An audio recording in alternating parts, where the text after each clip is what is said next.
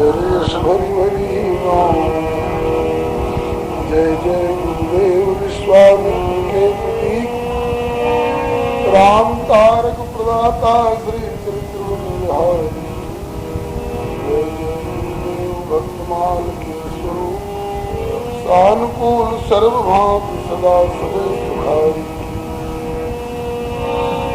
जय जय गुरुदेव वासवंशी यमुना तट उत्कट आदर्श भारी जय जय गुरुदेव फलारी राम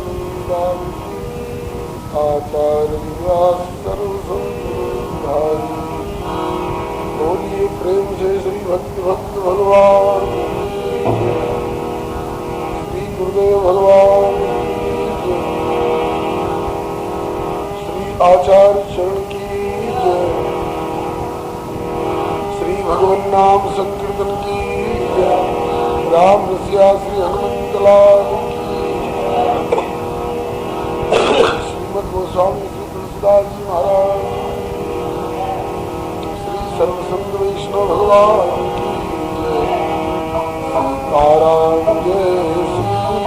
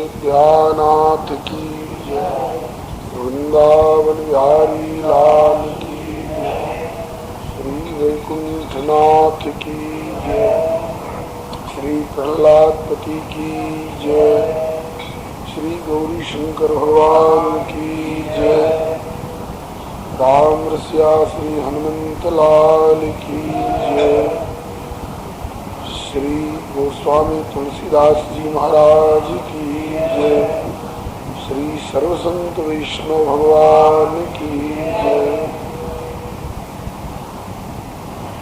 श्री प्रभु कृपा से श्री रामचरितमानस नवान्न यज्ञ का आज छठा दिन है।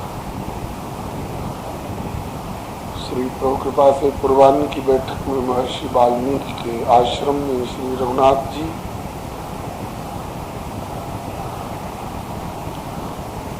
उनसे जिज्ञासा करके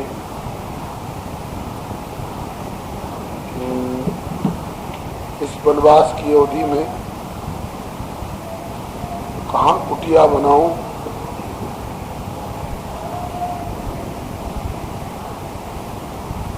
महर्षि वाल्मीकि से उत्तर पा रहे थे।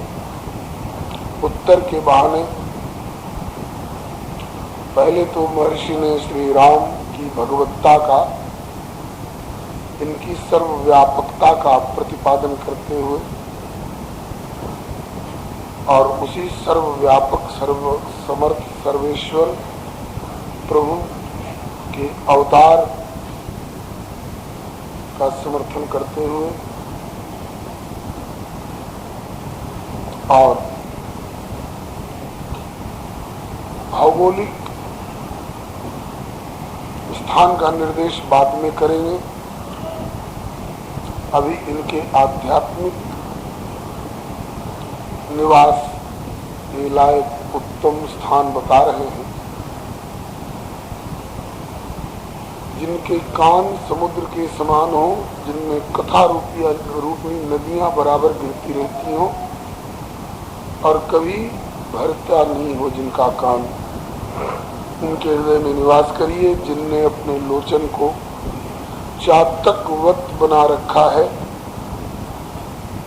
और आपको स्वाति नक्षत्र का श्याम घन घोषित करके और अपने नेत्रों से उस प्रभु के अतिरिक्त अन्यत्र कहीं नहीं देखना है, ऐसा प्रण निभाने वाले जो हैं।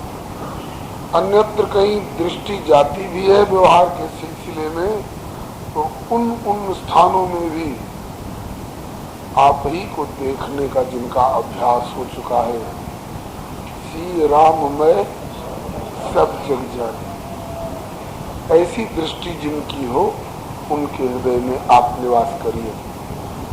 यहाँ तक कि स्वर्ग नरक अपवर्ग समाना, यह तो देख धरे धनवाना, ये दृष्टि है।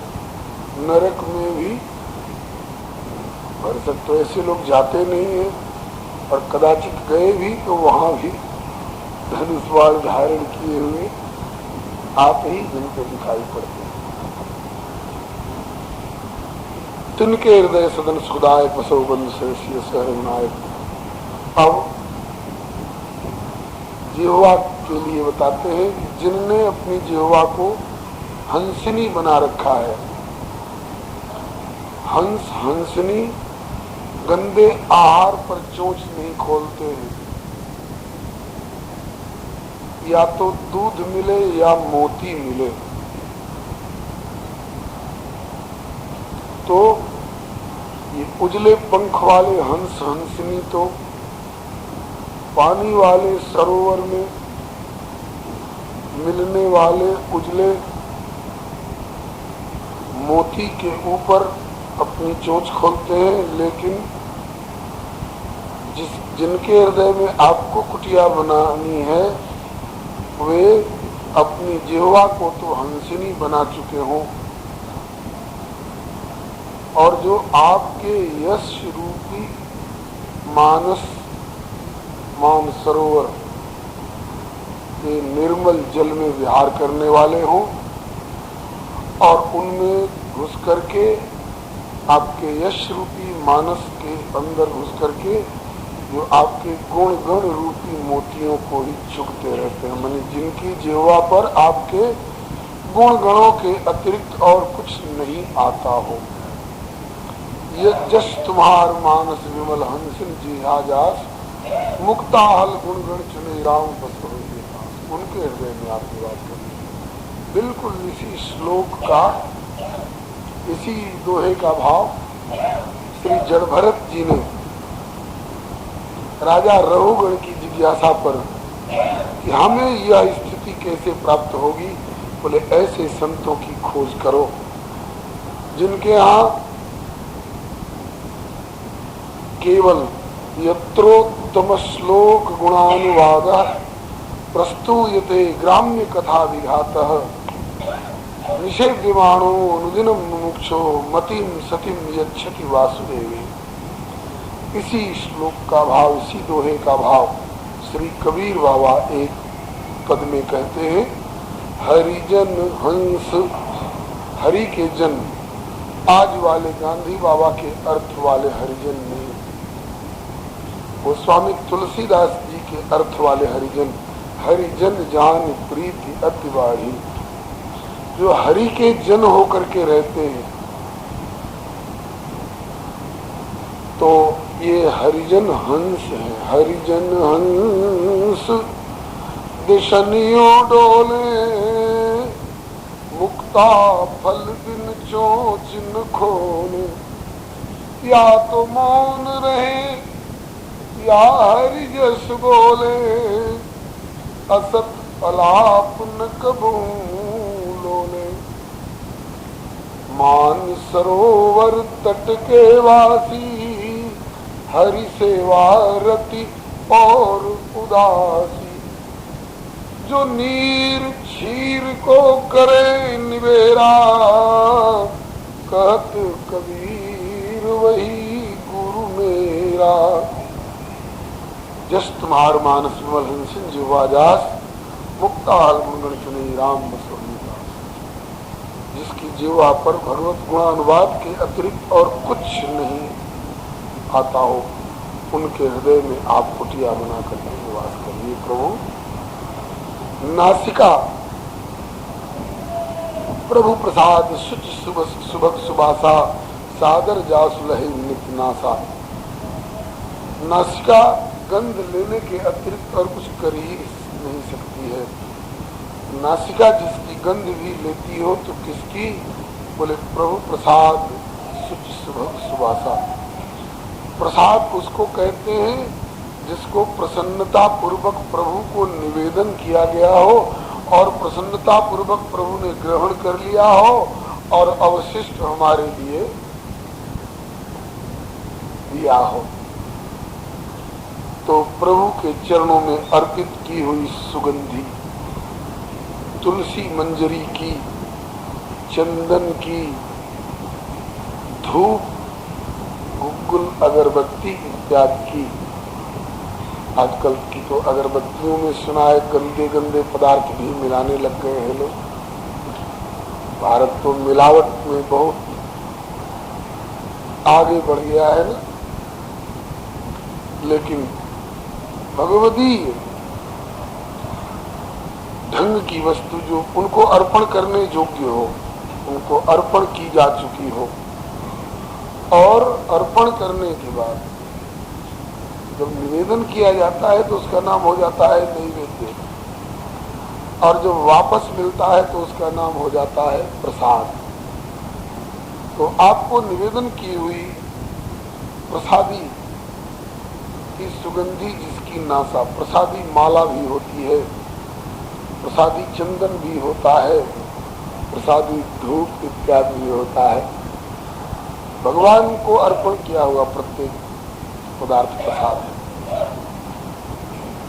जिनकी नासिका केवल आपको अर्पण की हुई वस्तुओं की गंध लेती हो, उनके हृदय में आप निवास करो। तुम्हें निवेदित भोजन करिए। जिह्वा के द्वारा दो काम होते हैं। जिह्वा दो इंद्रियों का काम करती है, कर्म इंद्री का भी काम करती है और ज्ञान इंद्री का भी काम करती है। जब कर्मेंद्री का काम करती है तो बोलने का काम करती है और ज्ञानेंद्री का काम करती है तो चखने का काम करती है। तो ऊपर जिह्वा के लिए बता आए हैं कर्मेंद्री के हिसाब से भगवत गुणगान करे, और अब कह रहे हैं कि तुम्हें निवेदित भोजन करें। आपको निवेदन किया हुआ भोजन प्रसाद अपनी जिह्वा से ग्रहण करे और प्रभु प्रसाद पट भूषण धरहि।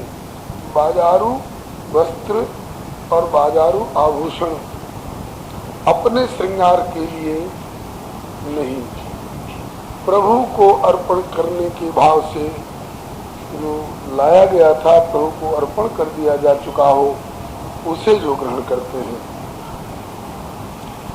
शीश नवहि सुर गुरु द्विज देखी। सिर से दो काम होता है। सिर के भीतरी भाग से सोचने का काम होता है मस्तिष्क के द्वारा, और बाह्य रूप से सिर के द्वारा अपने अहंकार को गलाने के लिए,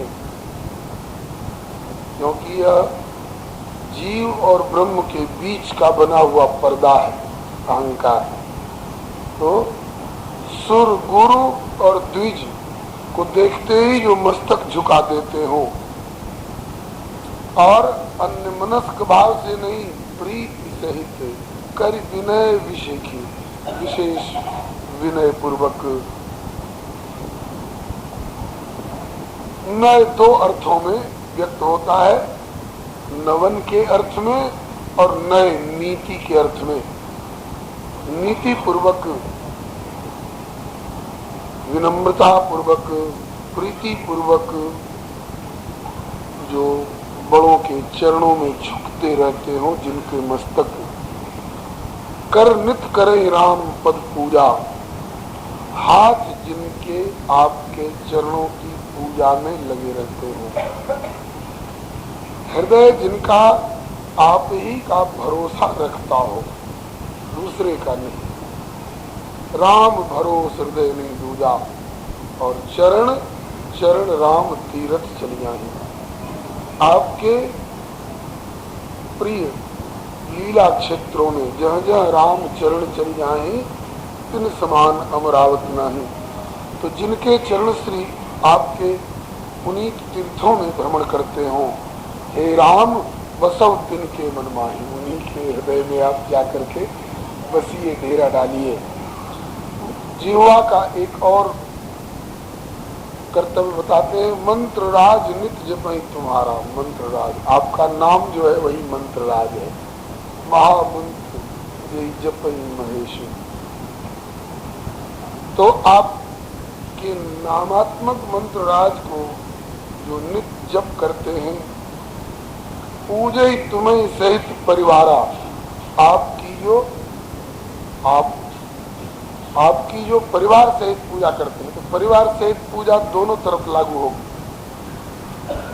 आपके परिवार सहित आपकी पूजा करें, अकेले आपकी नहीं, आपकी सिया जी की भी, आपके लक्ष्मण भरत शत्रुघ्न की भी, आपके हनुमान जी की भी, आपके शंख चक्र गदा पद्म धनुष बाण इत्यादि जो आयुध हैं, अंग हैं, उपांग हैं, पार्षद हैं, इन समेत जो आपकी पूजा करता हो, और अपने परिवार सहित भी जो आपकी पूजा करता हो, परिवार के प्रत्येक सदस्यों को पूजा में लगावे। तुम गाय का गोबर ला दो, तुम चौका लगा दो, तुम तुलसी ला दो, तुम फूल ला दो, तुम माला पिरो दो, तुम चंदन घिस दो, तुम रसोई बना दो, तुम आरती सजा लो। जो अपने समग्र परिवार सहित श्री राम जी के समग्र परिवार की, राम जी की पूजा करे, तर्पण होम करे विधिनाना, जिनका ऋण इनके ऊपर है, देवताओं के नाम पर होम और पितरों के नाम पर तर्पण। हाँ, हर व्यक्ति के ऊपर इन तीन का ऋण रहता है, देवताओं का, ऋषियों का और पितरों का। देवताओं का ऋण उतरता है जब हवन किया जाता है, यज्ञ इत्यादि किया जाता है, और ऋषियों का ऋण तब उतरता है जब हमारे कर्तव्य कर्मों का निरूपण कराने वाले धर्म ग्रंथों का स्वाध्याय होता है, जो विद्या की प्राप्ति होती है, जो विद्या पढ़ते हैं तब ऋषियों का ऋण उतरता है। पर जब संतान उत्पन्न करते हैं तब पितरों का ऋण उतरता है, और उन पितरों के प्रति तर्पण इत्यादि करते हैं तो उनका ऋण उतरता है। और एक उपाय ऐसा है जिससे सब ऋण उतर जाते हैं, कि कोई न हवन कर पाया, न विद्या अध्ययन कर पाया, और न यज्ञ इत्यादि कर पाया, न संतान उत्पन्न कर पाया, अपनी गरीबी के कारण, असमर्थता के कारण, ओछेपने के कारण, तो उसका ऋण कैसे उतरेगा? उसके लिए एक ही उपाय है, सर्वात्मना यह शरणम शरण्यम गतो मुकुंदम परिवृत्ति करतम। कर्ता पने का परित्याग करके जो सर्वात्म भाव से, तन से, मन से, वचन से, कर्म से, हर तरह से जो प्रभु की शरण हो जाता है, उसके सारे ऋण उतर जाते हैं। ऋण रहते भी हो तो उसका ऋण अब वह नहीं चुकाता है, जिसकी शरण में चला गया वो प्रभु उसका ऋण चुकाता है। जैसे श्री नरसिंह जी की हुंडी चुकाने की जिम्मेवारी, नरसिंह जी का भात भरने की जिम्मेवारी श्री ठाकुर जी ने अपने ऊपर ले ली। तो ये तर्पण होम इत्यादि जो हमारे खानदानी नित्य नैमित्तिक कृत्य हैं, ये भी जो करते हो विप्र जिमाए दे बहुदाना, विप्रों को जिमावे बहुत प्रकार से दान मान इत्यादि के द्वारा सम्मानित करे। तुमते अधिक गुरु ही जिए जानी, आपका तो सम्मान करे ही, आपसे भी अधिक गुरु को आदर दे। सकल भाव से वही सम्मानी, सब भाव से सम्मान पूर्वक सेवा करे। ये चौपाई शिष्यों को ध्यान देनी चाहिए। गुरु लोग अगर इस भाव में भावित हो जाएं कि हम भगवान से भी अधिक हो गए तो वे कलयुगी हो जाएंगे। आजकल ऐसे बहुत से लोग घूम रहे हैं। हम नाम व्यासगद्दी पर बैठ करके व्यक्तिगत रूप में आलोचना करने के अभ्यासी नहीं है। ये हमारे सदगुरु की परंपरा रही है। अक्लमंदे इशारा काफी। बहुत से लोग यह कहने के लिए तैयार है कि राम कृष्ण नारायण शिव दुर्गा हनुमान ये सब क्या होते हैं जी। इनका चित्र भी घर में हो तो निकाल करके फेंक दो, मेरा फोटो घर में रखो, मेरा फोटो अपने लॉकेट में रख करके घूमो, मैं तुमको भवसागर से पार लगाऊंगा। गुरु तो मैं हूं और साक्षात भगवान मैं हूं। ऐसे कलयुगी पाखंडी गुरुओं से तो बचना पड़ेगा भाई। आजकल ऐसे लोगों की बहुत बाढ़ सी आ गई है। ये भाव नहीं है महर्षि वाल्मीकि का। दोनों एक साथ अगर उपस्थित हैं तो सम्मान दोनों का होना है। पहले किसको हम प्रणाम करें? कबीर बाबा ने कहा, गुरु गोविंद दोनों खड़े काखे लागू पाए, बलिहारी गुरुदेव की जिन गोविंद दिए मिलाए। इस मानी में गुरु जी के प्रति कृतज्ञता ज्ञापन करते हुए कि गुरुदेव आपकी कृपा से इनकी प्राप्ति हुई है, लेकिन इनकी प्राप्ति हुई है। प्राप्तव्य साध्य तो परमात्मा है। साध्य की उपेक्षा करा करके और गुरुदेव को हम सर्वस्व जान लें और भगवान को गताल खाते में फेंक दें, ये भाव नहीं है। आजकल मानस की पंक्तियों का बहुत लोग मनमाना स्वेच्छाचारता पूर्वक अर्थ लगा लगा करके दुरुपयोग कर रहे हैं। इससे बचना होगा। और फिर आगे कहते हैं, सबकर मांग एक फल, सबकर मांग एक फल। इस पर बहुत कहा जा चुका है केवट की निष्कामता के प्रसंग में। भरसक तो कुछ मांगे नहीं, और मांगे तो कि जितना कुछ कर रहे हैं सबका फल, लक्ष्य भावना में, वाणी में, क्रिया में एक ही हो। सबकर मांगे एक फल कि राम चरण रति हो। तिनके मन मंदिर बसो सिय रघुनंदन दो। उनके मन मंदिर में आप निवास करो प्रभु। अब तक तो प्राप्ति उपाय बता रहे थे अर्थ पंचक के अनुसार, और अब प्राप्ति विरोधी बता रहे हैं जिनसे बचना है।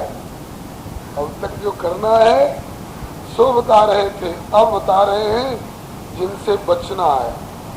काम को मद मान न मोहा, लोभ न क्षोभ न राग न द्रोहा। जिनके कपट दंभ नहीं माया, तिनके हृदय बसहु रघुराया।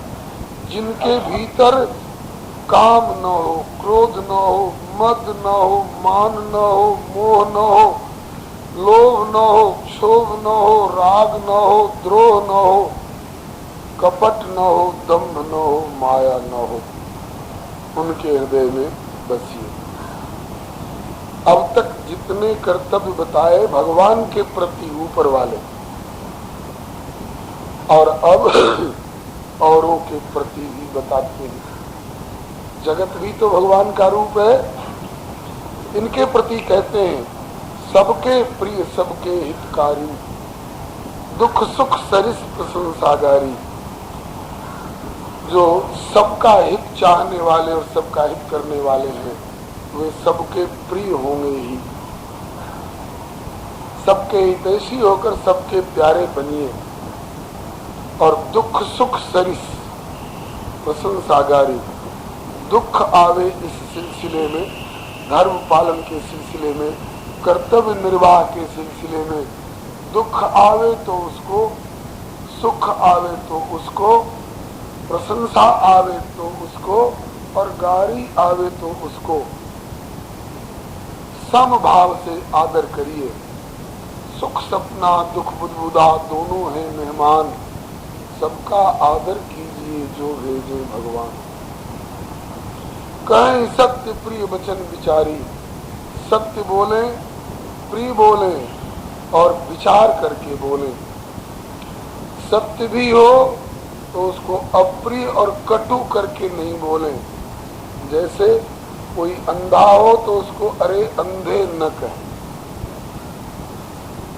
श्री सूरदास जी, श्री प्रज्ञा चक्षु जी, अब है तो सत्य लेकिन अब प्रिय हो गया।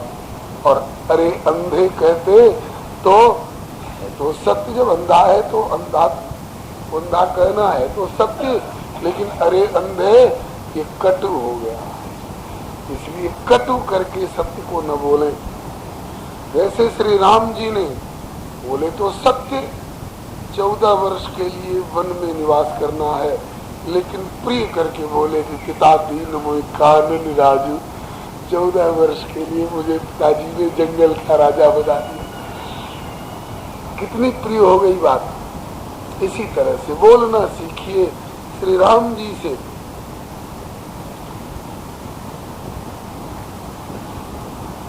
बैरी हो राम बड़ाई करें, बैरी भी राम जी की बड़ाई करते हैं। कौन कौन चीज से प्रभावित होकर?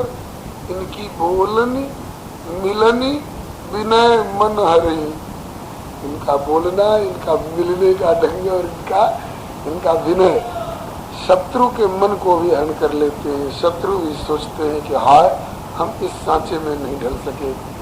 अरे हम नहीं ढल सके, कम से कम हमारे बाल बच्चे इस सांचे में ढल जाते तो मेरा भी और उनका भी और जगत का भी कल्याण हो जाता।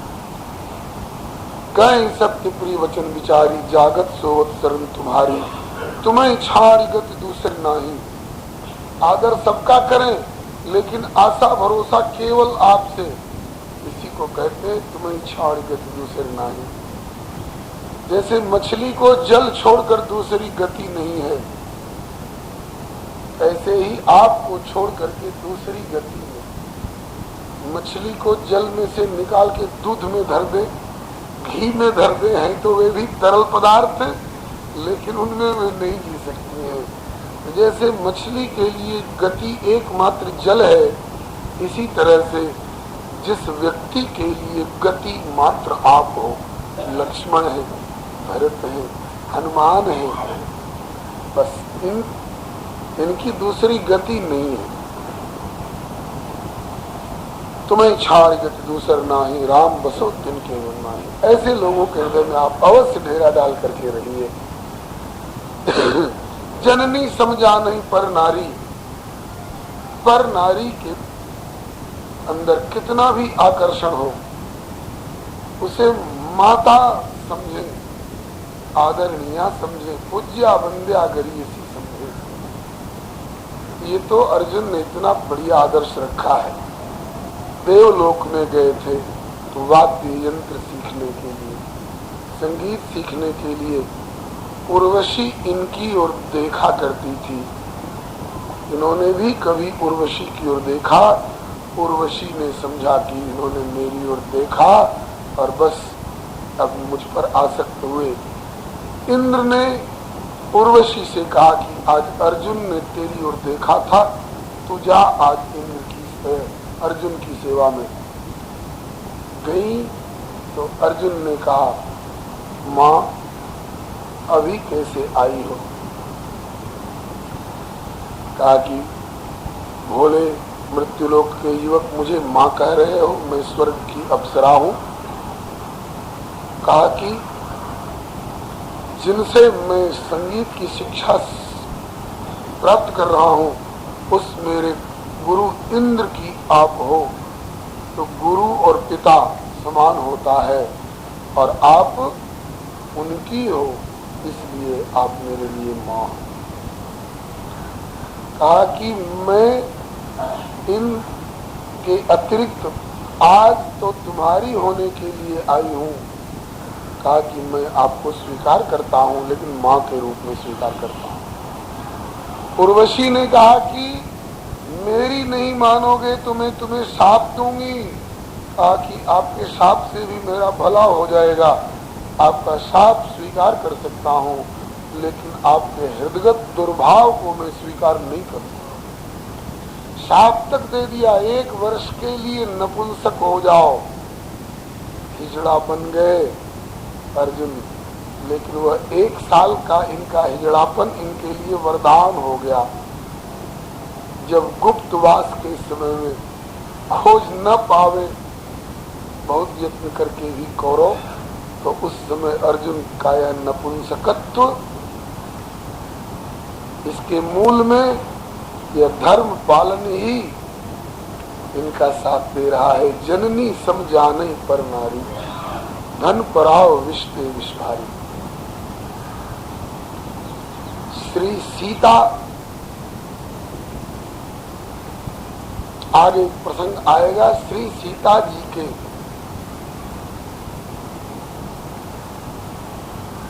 कुंडल को राम जी दिखा रहे हैं। देखो लक्ष्मण, पहचानो ये तेरी भाभी के कुंडल है।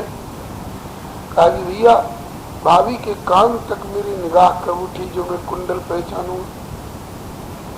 बाजू बंद पहचानते होगे? कहा कि भाभी के बाजू तक भी मेरी दृष्टि कभी नहीं उठी। कंगन पहचानते हो? बोले भाभी की कलाई तक भी मेरी दृष्टि कभी नहीं गई भैया। अरे कोई आभूषण पहचान सकोगे? बोले एक आभूषण पहचान सकूंगा। कौन सा? बोले नूपुरा वेव जानामि, उनकी पायल पहचान सकता हूँ। पायल क्यों पहचानोगे? ताकि नित्यम पादाभिवंदनात्, नित्य चरण वंदना करने के सिलसिले में उनके चरण तक मेरी दृष्टि जाती है और चरण में लगी हुई पायल देखता हूँ नित्य, तो उस पायल, केवल पायल पहचान सकता हूँ। जननी समु जानहि पर नारी, धन पराव विषते विष भारी। पराय धन को विष से भी अधिक भयंकर जानता हो जो, पराय धन को विष से भी अधिक भयंकर। अरे भैया, विष तो केवल खाने वाले को नष्ट करता है, लेकिन पराया धन तो उसके खानदान को भी चौपट कर देता है। इसलिए पराये धन को विष से भी भारी भयंकर विष जान करके जो बचा रहता हो, जे हर्षय पर संपत्ति देखी, जो औरों के विकास को देखकर प्रसन्न होता हो, दुखित हो पर विपत्ति विषेखी, औरों को संकट में पड़ा देखकर छटपटा जाता हो उसका दुख दूर करने के लिए। और जिन्हें राम तुम प्राण प्यारे, तिनके मन शुभ सदन तुम्हारे।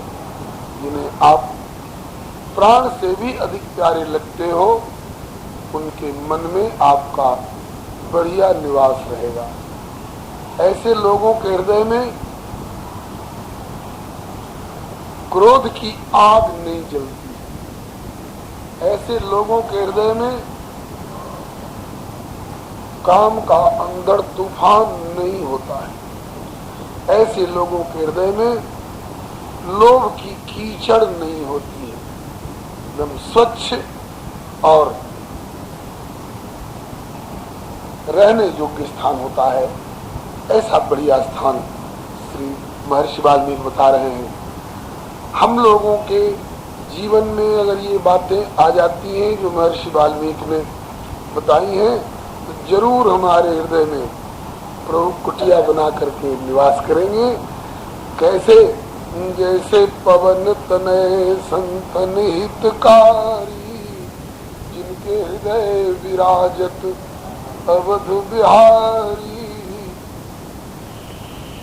फिर कहा कि स्वामी सखा पितुमात गुरु, जिनके सब तुम तात। मन मंदिर तिनके बसहु, सीय सहित दो भ्रात। जिनके माता पिता गुरु स्वामी सखा सब कुछ आप हो, इनके ऐसे के मन मंदिर में बसो। अवगुण तज सबके गुण गहे।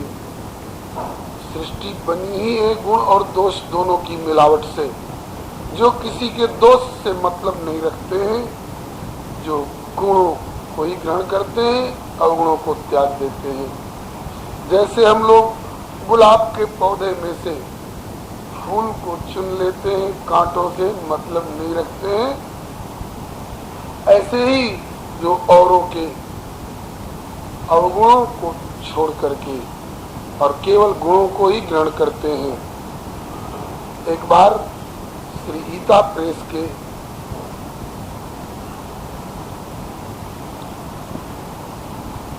स्वर्गीय संपादक श्री हनुमान प्रसाद जी पोद्दार, जिनको संपर्की लोग अधिकतर भाई जी कह करके जानते थे, उनके दिवंगत होने के बाद उनका संस्मरण सुनाया जा रहा था।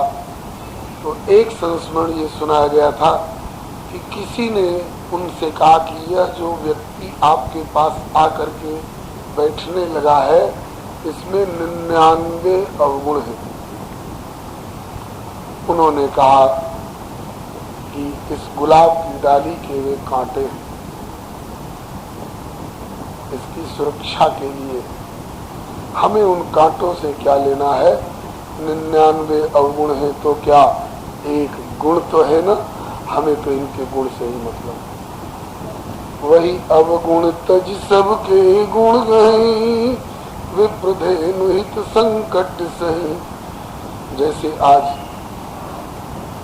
देश के लिए, राम जन्मभूमि के लिए, संस्कृति के लिए, गौ माता के लिए केंद्रीय मार्गदर्शक संत मंडल और हमारे विश्व हिंदू परिषद के भाई लोग लगे हुए हैं, इसी तरह से बल्कि इससे भी और अधिक तत्परता पूर्वक, ईमानदारी पूर्वक, धर्म से अलग होकर के नहीं, भगवान से अलग होकर के नहीं, इनसे जुड़े हुए रह करके इनकी रक्षा के लिए, इनकी सेवा के लिए अनेक प्रकार के संकट सहने को तैयार रहते हैं।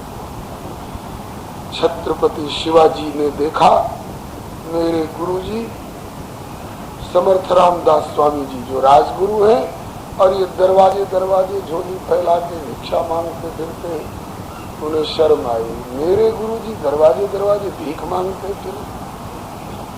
तो उन्होंने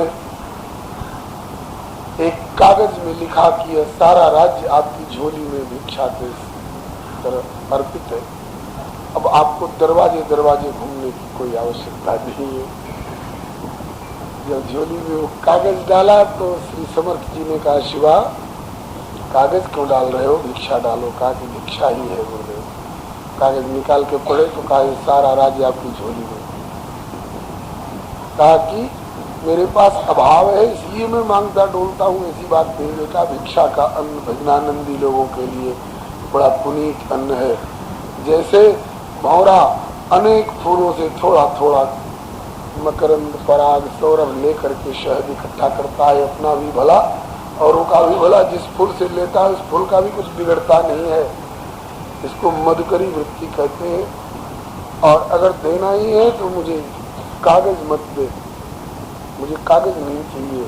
तब क्या चाहिए गुरुदेव, आज्ञा करो। कहा मुझे मस्तक चाहिए, ताकि बस तुरंत ज्ञान से तलवार खींच के ज्यों चाहे कि मस्तक अर्पण कर दें। ऐसे गुरु भक्त कलाई पकड़ ली गुरुदेव ने, बेटा पूरी बात सुन।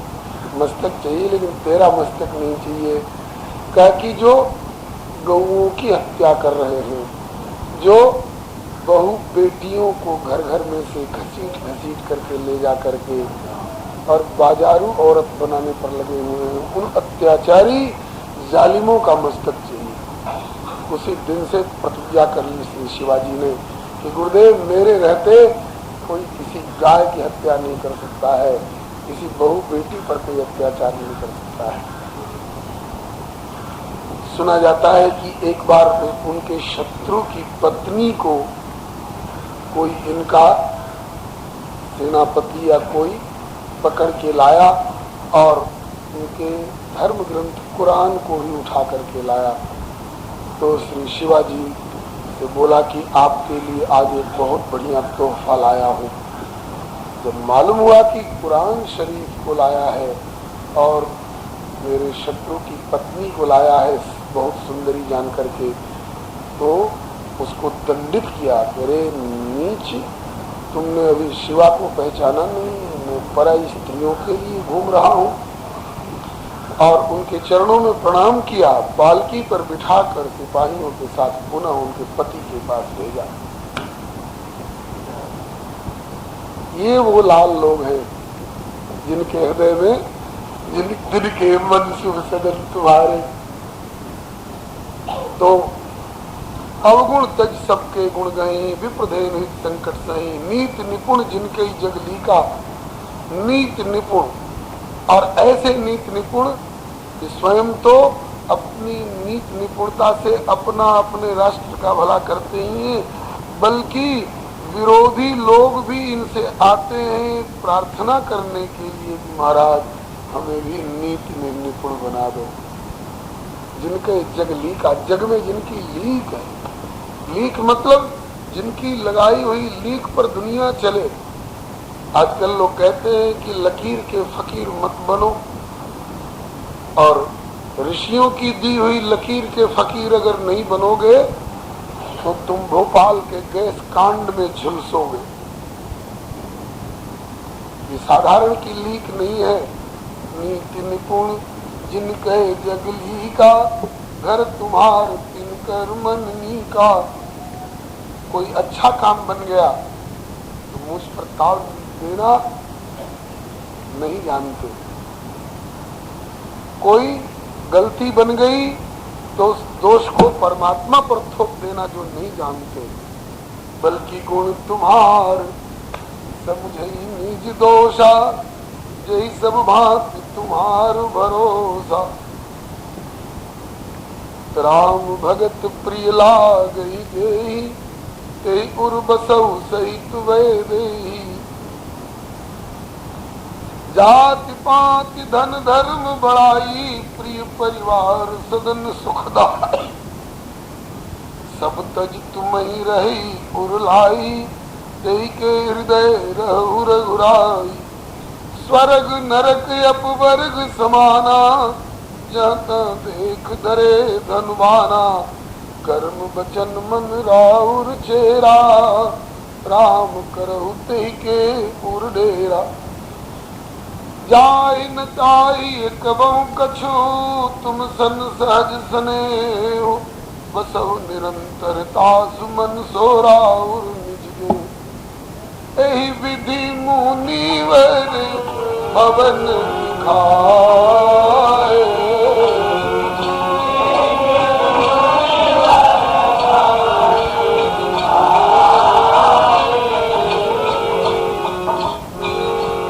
बचन सप्रेम राम मन पाए।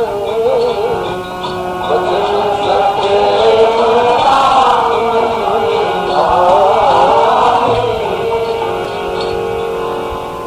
इस प्रकार मुनियों में श्रेष्ठ श्री वाल्मीकि जी ने राम जी को भवन दिखाए, जगह बताए, ऐसी जगह में रहो रघुनंदन। इसके बाद अब भौगोलिक आश्रम बता रहे हैं। कह मुनि सुनौ भान कुल नायक, आश्रम कहूँ समय सुखदायक। चित्रकूट गिर करऊ निवासु, तो तुम्हार सब भांति सुपास, चित्रकूट में निवास करो। वहां नदी पुनीत पुराण बखानी, अत्र प्रिया निस्तब बलानी। वहां बड़ी पुनीत नदी है मंदाकिनी, गंगा, जिनको ब्रह्मा जी के सुपुत्र 10 पुत्रों में से एक अत्रि ऋषि, जिनकी प्राणप्रिया सती शिरोमणि श्री अनसुईया जी अपने तपोबल से लाई। कब लाई, कैसे लाई, सुना जाता है कि कभी ऐसा भीषण अकाल पड़ गया कि पेड़ के पत्ते, छाल और पानी तक मिलना दुर्लभ हो गया। तड़प गए लोग, कैसे प्राण बचेंगे। अरे भोजन चाहे देर में मिले, लेकिन पानी तो समय से मिलना चाहिए। तो अत्रि ऋषि के आश्रम पर आए। ये इस क्षेत्र के प्रमुख ऋषि हैं, कुछ उपाय बताएंगे। उस समय अत्रि जी भजन में लग रहे थे। अनसुईया जी मिली, पूछा, महर्षियों, भक्तों, प्रेमियों, ये जीवों, कैसे कृपा हुई इतनी संख्या में, ताकि हम लोग तड़प रहे हैं। कहा कि अच्छा ठहरो। बस उसी समय अपने पातिव्रत्य के बल का, पातिव्रत्य का एक अद्भुत बल होता है बंधु। पातिव्रत्य का तात्पर्य अपने पति की मनसा वाचा कर्मणा तत्परता पूर्वक सेवा, और पति के अतिरिक्त अन्य किसी पुरुष के प्रति अपने मन को नहीं बिगाना, इसी का नाम है पातिव्रत्य। तो कहा कि अभी अपने पतिदेव की कृपा से, पति परमेश्वर हैं हमारे लिए, उनकी कृपा से अभी आप लोगों के लिए जल आता है। बस संकल्प किया और उस स्थान से, धरती में से अपने आप जल निकलने लगा। उस